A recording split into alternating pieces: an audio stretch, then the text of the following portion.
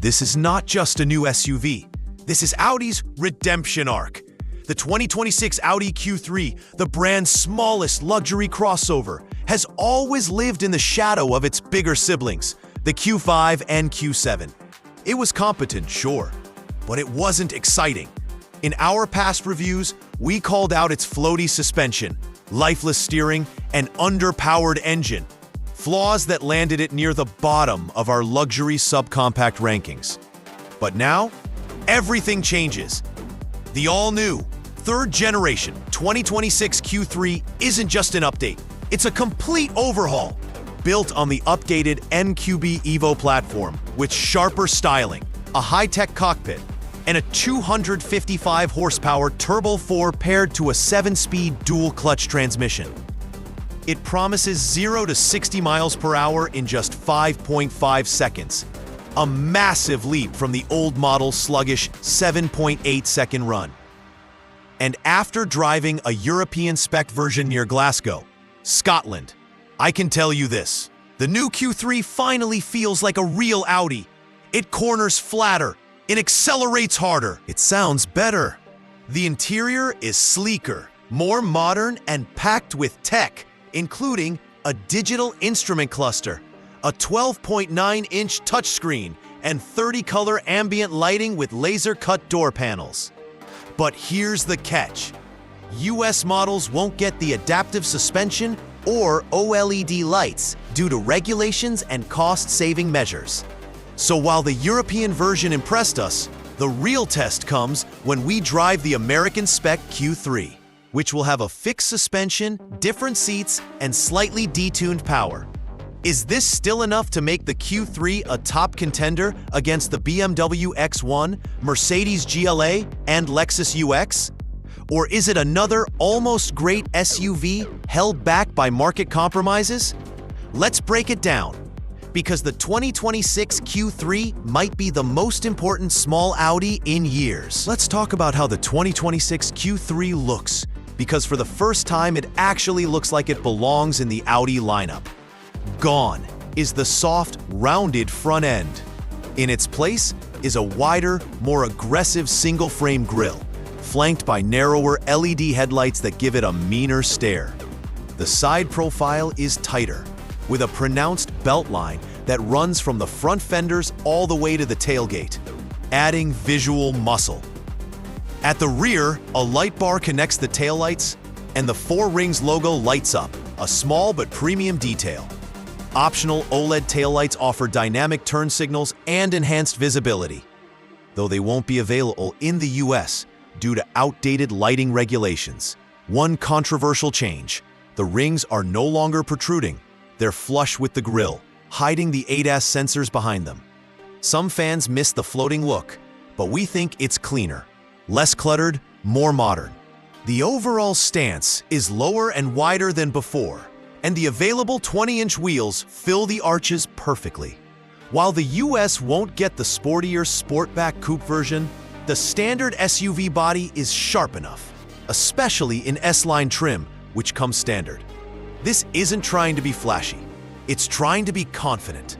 And compared to the bland Lexus UX or conservative Volvo XC40, the new Q3 stands out, not with wild lines, but with precision, proportion, and presence. Step inside, and you're not in a budget Audi, you're in a miniature Q8. The cabin is dominated by 2 large screens, an 11.9-inch digital instrument cluster, Virtual Cockpit, and a 12.9-inch MMI touchscreen mounted on the dash edge. Audi calls this layout the digital stage. Unlike the old center stack design, this setup puts the infotainment higher in your field of view, reducing eye movement. Even better, the navigation map now displays directly in the driver's display, so you don't have to glance away from the road. The system runs Android Automotive OS with over-the-air updates, Google built-in, and an Audi App Store, so you can download apps without needing your phone. Physical controls are minimal, but there's a real volume knob. Thank goodness. Climate settings are buried in the touchscreen, but haptic feedback helps prevent mishaps. Ambient lighting is next level. 30 programmable colors, with laser-cut fabric door panels featuring 300 tiny perforations that glow with custom patterns. It's not just mood lighting, it's interactive art. US models will swap the European microfiber sport seats for leather-trimmed comfort seats, add a standard panoramic glass roof, and replace aluminum trim with anthracite tulip wood. Choices Audi says American buyers prefer. Are they sporty? No, but they feel more luxurious. And for families and daily drivers, that matters more than bolstered seats. Now, let's talk about how it drives, because this is where the Q3 had the most to prove. The European version we drove came with the optional variable suspension, featuring 2-valve damper control, a system that adapts damping forces in real time. And wow, does it work! Gone is the old Q3's seesawing over bumps and mushy body control. This one stays flat, composed, and planted, even on rough Scottish back roads. The steering is heavier and more precise, especially in dynamic mode, though it can feel too stiff at parking speeds. We preferred balanced or comfort for daily use. The chassis feels significantly stiffer, and the overall behavior is much more in line with what you'd expect from a car with the 4 rings. But here's the big caveat. US models won't get this adaptive suspension. They'll come with a single, fixed setup, tuned slightly firmer than before, but not adjustable. Audi says it's leaning into a sportier character rather than floaty comfort. That's promising, but until we test it, we can't say for sure if it fixes the old issues. What we do know, the dual-clutch transmission is a huge upgrade over the old 8-speed torque converter automatic. Shifts are faster, smoother, and launch control is now possible. The squircle-shaped steering wheel, flat bottom with curved sides, feels modern and sporty. And the acoustically tuned exhaust adds a meaty burble under acceleration, something the old Q3 sorely lacked. This isn't a hot hatch, but it finally feels like a performance-oriented luxury SUV. Under the hood, every 2026 Q3 gets a 2.0-liter turbocharged 4-cylinder engine, now making 255 horsepower and 273 pound-feet of torque, up from 228 horsepower in the previous model. That may not sound like a huge jump, but combined with the lighter, quicker shifting 7-speed DCT, it transforms the driving experience. Audi claims 0 to 60 miles per hour in 5.5 seconds, a full 2.3 seconds faster than before. Even if real-world testing lands closer to 5.8 or 5.9, that's still dramatically quicker. For reference, the BMW X1 xDrive 30i does 0 to 60 in 5.7 seconds. The Mercedes GLA 250 takes 6.9. So yes, the new Q3 is now a genuine performer.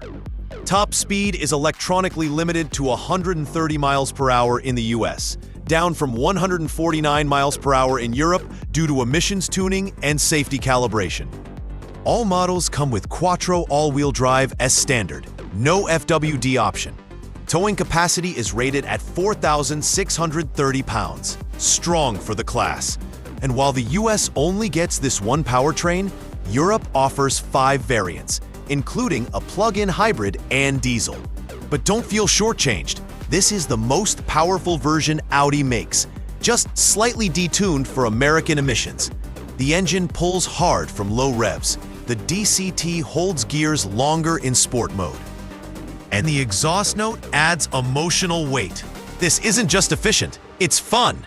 Despite being only slightly larger in overall dimensions, the 2026 Q3 gains 1.6 inches of cargo length, a welcome improvement over the old model, which lagged behind rivals like the BMW X1 in trunk space.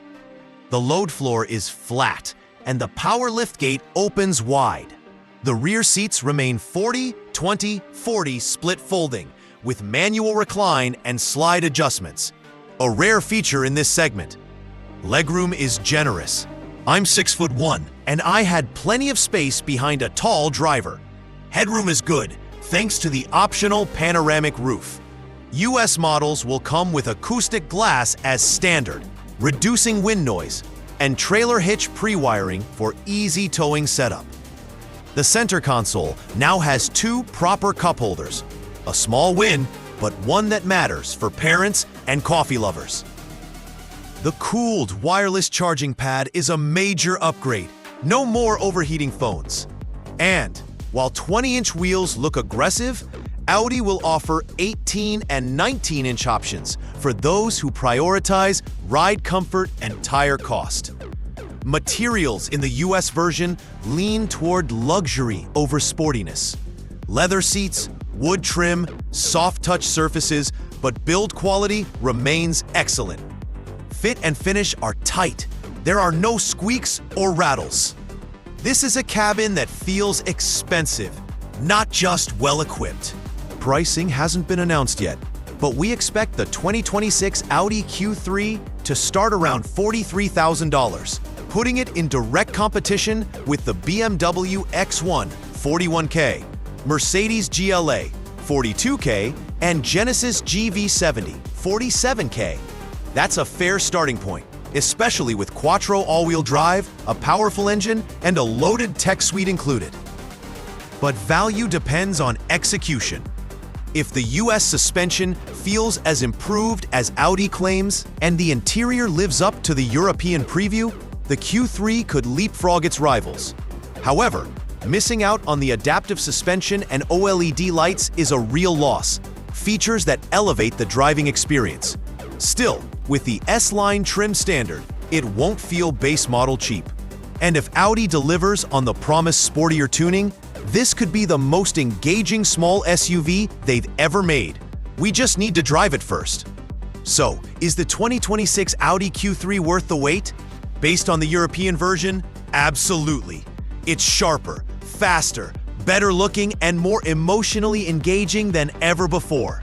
It finally feels like a true Audi, not just a badge on a Volkswagen platform. But the US model has compromises. No adaptive suspension, no sports seats, no OLED lights. So the real answer waits until we get behind the wheel stateside. Will it still feel special? Will it finally earn a top spot in our rankings? We're cautiously optimistic. Because if the promise holds, the 2026 Q3 won't just be good. It could be the best small luxury SUV Audi has ever built. Would I take the new Q3 over a BMW X1 or Mercedes GLA? If the US model drives like the Euro version, yes. If it falls short on ride quality, maybe not. But I'd want one in my garage. What do you think? Is the Q3 finally ready to compete? Could you see yourself in a 43K Audi with 255 horsepower and a digital cockpit? Drop a comment below. Smash that like button if you want more honest SUV reviews and real-world comparisons. And subscribe, because we're not just covering cars. We're tracking the ones that finally get it right. Until next time, stay sharp, stay Audi.